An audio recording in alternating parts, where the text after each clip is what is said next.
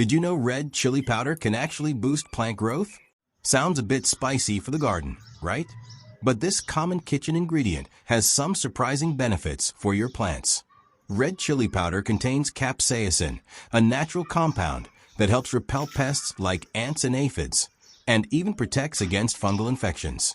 A simple sprinkle around the base of your plants can create a powerful, natural barrier. Bugs hate it, but your garden will love it. Here's how to use it. Take 1 spoonful of red chili powder and sprinkle it evenly on the soil near the base of your plant. Then, gently mix it into the top layer using your fingers or a small gardening tool. That's all it takes. It blends into the soil and starts working almost immediately. Unlike chemical pesticides, red chili powder is safe, natural, and eco-friendly.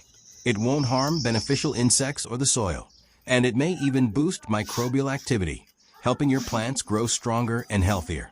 So next time you're in the kitchen reaching for the chili powder, save a little for your garden. Your plants might just thank you with a little extra bloom.